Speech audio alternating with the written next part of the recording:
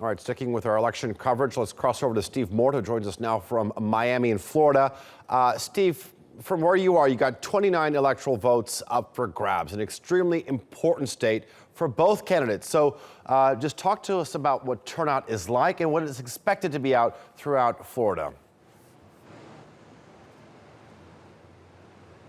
Yeah, turnout's expected to be very high here in Florida. As you mentioned, 29 of those 270 electoral votes that the eventual winner of this election will need are up for grabs in this state. So it's very difficult to overstate the importance here, which is why we've seen the candidates coming to this state time and time again.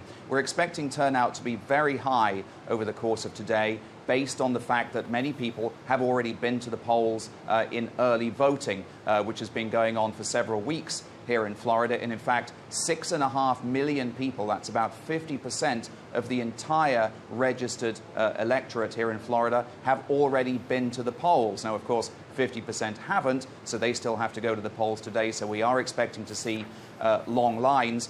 We do have some interesting data in terms of the makeup of those that have already cast their ballots. About 2.6 million are Democrats, about 2.5 million are Republicans. So very, very close, but that is an edge for the Democrats in a state which is expected to be extremely close when counting begins tonight. That does not give the Democrats much of a lead. And in fact, the polling going in today showed Hillary Clinton with just a 1% lead in the polls. So really, it's anyone's game here in Florida. One thing that the Clinton campaign is taking some solace from is very high turnout here in Miami and in the county to the north, Broward County. Those are pretty solidly Democratic counties.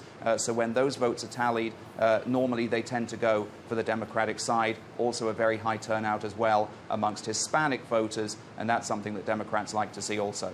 But that 1% lead that you were talking about is probably too close for comfort for both sides. But if I'm not mistaken, Florida has voted correctly for at least the last 5 elections. Talk to us about the implications of winning or losing Florida for the candidates.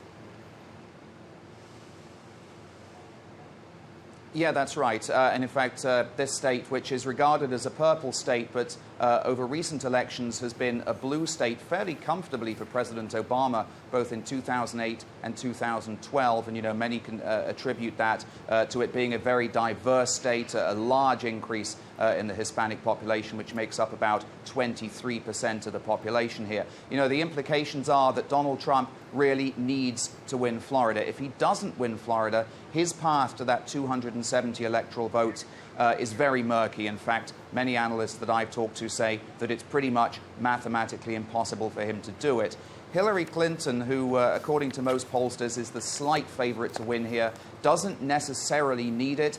She has other paths to victory, which include Pennsylvania, North Carolina, Michigan, and the blue firewall, if you like, through those Midwestern states. But for Donald Trump, it's do or die here in Florida. He's pretty much got to win it. Hillary Clinton could afford not to win it. However, with that number of electoral votes up for grabs, neither side is willing to concede Florida. All right, polls have opened in Florida, where Steve Mort is joining us live. Thank you very much for that update.